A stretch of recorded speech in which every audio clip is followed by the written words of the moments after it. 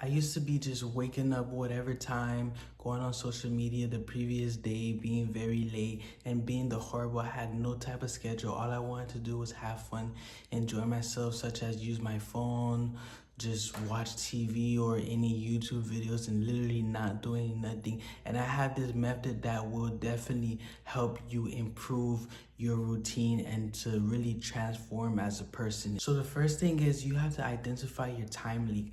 Basically what that means is you have stuff that you do that takes so much of your time, right? I'm not including work because work is important, that's what you have to do, but your extra stuff such as social media. For me personally, social media or just my phone has taken so much of my time. I literally see myself scrolling, watching videos, laughing, enjoying myself.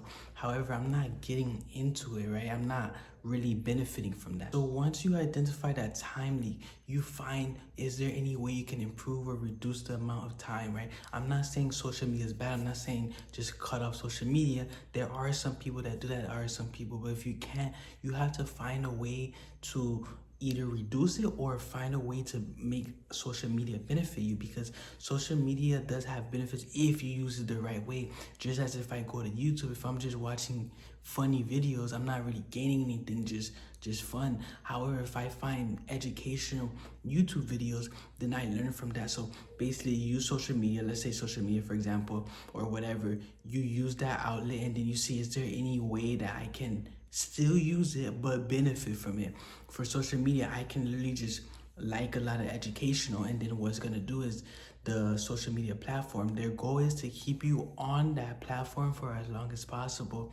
So when you keep liking or commenting or interacting with certain accounts, they'll give you those accounts for you to see and see and see.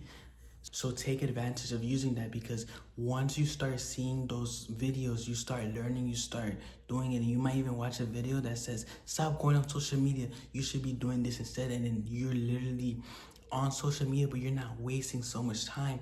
Yes, you have to have some time for yourself, but you have to limit, you have to put a time limit, you have to have some type of schedule. You have to have a non-negotiable daily habit. That's the second thing. So in order for you to do that, you first need to identify. For me, it's exercise. I have to exercise every single, at least Monday through Friday. There are people that do it Monday through Sunday.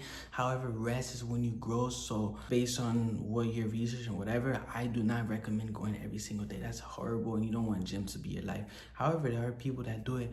However, I have exercise as a non-negotiable, which means I'm doing it almost every day. Is Monday through Friday. But find a daily habit that you can do every day, right? Whether it's meditation, whether it's journaling, find something that's non-negotiable that you do every single day. That will benefit you so much in life. This is arguably the most important, is using the Pomodoro technique or some type of schedule or some type of whatever. So you would literally have this task that you have to do, and then let's say you do it for 30 minutes, you take a 10-minute break, or you do an hour. It's not, there is a certain standard time, but what I like to do is have a certain amount of time for doing tasks. Let's say you have math problems, or say that you have to do this stuff for work. You can be like, okay, an hour I'm gonna do this, and then 10 minutes, because sometimes people do 20 minutes and then 5-minute break, but sometimes 20 minutes is not enough, because there are tasks where you have to log in, and if you do 20 minutes and then you stop, you're gonna lose focus and it's gonna get way harder to go back. So find a good time where you can focus. If you know you can't focus for 2 hours, do not, but start realistic, whether it's 20-30 minutes. Have a way for you to start and then take a little break and then go back. That's gonna literally keep you really engaged, right? And then that really comes with, this also falls in like a schedule, having a schedule. So basically when you wake up or whatever, if you have a wake up time, let's say 9 a.m. to 10 a.m. to 11, so then you're structured, right? So you don't just wake up. The problems with people is that when they wake up, they go on their phone, right? But let's say you had work, I'm pretty sure you would get up and you'll go straight to brush your teeth, take a shower, and go to work, right? But when you know you don't have nothing to do, your first thing is you get up, you go on your phone, you scroll because you have nothing to do. But let's say you put a schedule, you're not gonna go on your phone if is very important to you, right? So if you make that schedule as important as possible, you're gonna make sure that you're gonna get to that at that certain time. So make sure you get to it at the same time. And say that you're not the type of person that likes having everything timed. What you can do is you can literally have like a list of tasks, right? Because some people having time is too much, it doesn't work with. That's okay. So you can have a list of tasks that you want to do. I have to journal, I have to make social media content, I have to work, I have to take care of the kids, I have to take care of my wife or a spouse, whatever. Then that's what you put on your list of tasks. Oh, I have to cut the grass, I have to do this, I have to cook, I have to wash your clothes. Put those in your tasks. So whether you put a time or whether you put the amount of tasks, as long as you get things done. And it's okay if you don't get things done. You just put it to the next day. But let's assume that you're consistent in not getting stuff done, then that means you have too much or you have bad time management skills. So the fourth thing you want to have is a reset routine on your unproductive days. You will always have an unproductive day, right? Not because you want to, but because you're either burnt out or you just really did bad and you couldn't do that productive day. So in order to make that unproductive day productive or a semi-productive, you have to use that day to plan out your week. So it's basically self-explanatory. Like how I was saying, make a schedule. You literally make a schedule for Monday through Sunday or Monday through Saturday, whatever.